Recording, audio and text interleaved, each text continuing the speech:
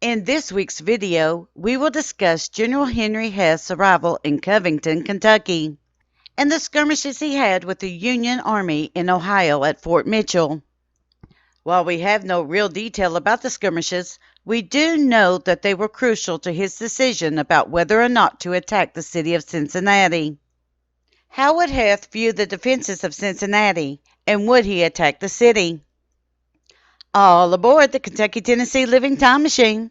Please fasten your seatbelts and keep your arms and legs inside of the vehicle at all times. But to get going, we still need your help. We still need to fire up that time machine to transport us. Please help us by clicking on the like, subscribe, and bell notification buttons down below. Not only does this fire up the time machine for our flight back in time, but it convinces the YouTube algorithm that we need a bigger vehicle to reach more people who love history as much as you do. Now, back to our story. Cincinnati on high alert.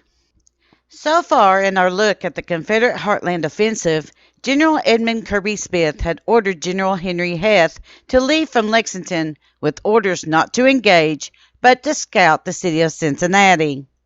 He was only supposed to do just enough to make the Unionists think that the attack on Cincinnati was going to happen. The Confederate Army had won a huge, undisputed battle at Richmond, Kentucky, and had taken the capital of Frankfort without a fight. The citizens of Ohio took this threat very seriously and built forts and other defenses around the city to keep the Confederates out. Please see our other video called The Confederate Heartland Offensive, the Kentucky and Ohio Response, if you have not already. Heth marches north to Fort Mitchell. General Heth marched out with a force of 10,000 Confederate troops from Lexington on September 1, 1862, and arrived south of Covington, Kentucky on September 6th. They used what is present-day Route 25, or the Lexington Turnpike, for their route. Marching forward from there, they reached 1 mile short of Fort Mitchell on September 10th. Guarding the Lexington Road stood a fort that was freshly built by the orders of General Lew Wallace. This fort became the centerpiece of the defensive perimeter of Cincinnati. It was a small fort that was named after General Ormsby Mitchell, who was an astronomer before the Civil War at the Cincinnati Observatory on Mount Adams. When Heth and his troops got within a mile of Fort Mitchell, the fighting began. The two sides clashed several times in skirmishes between September 10th through the 11th. The Confederate troops would face off against the 101st Ohio Infantry, the 103rd Ohio Infantry, and the 104th Ohio Infantry. Of the casualties reported from these skirmishes, there was only 1 death and 5 wounded on the Union side. No casualties were reported by the Confederate side. Retreat from Cincinnati and War Outcomes. Heth saw that his attacks were pointless against a larger foe who was well fortified.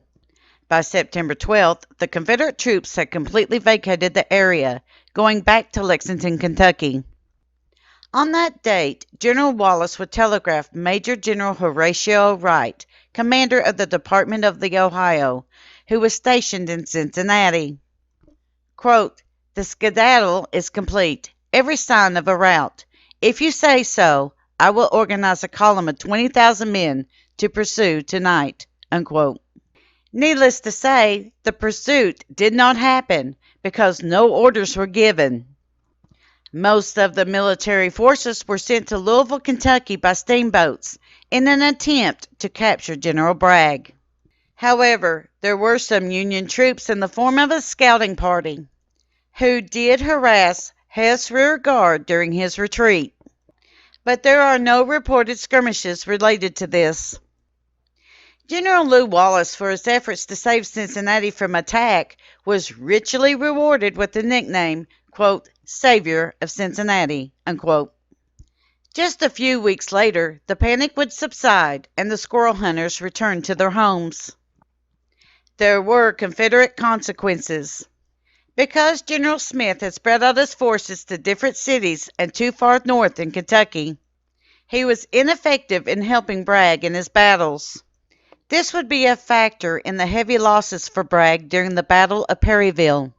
Even though tactically, General Bragg would win Perryville, the battle would be one of the major causes that would forever change the state of Kentucky to a Union state. Thank you. We at Kentucky Tennessee Living would like to thank you for watching our video series on the Appalachian Civil War battles. Don't forget to hit that like button, as the more likes we receive, the more likely YouTube is to suggest our videos to other viewers. Also, to receive a notice when we upload a new video, be sure to subscribe and click the bell notification button. Be sure to double check that you are subscribed, as some of our viewers are finding that they are no longer subscribed to our channel. We thank you for continuing to support Kentucky Tennessee Living as we are discovering the mysteries in Appalachian history.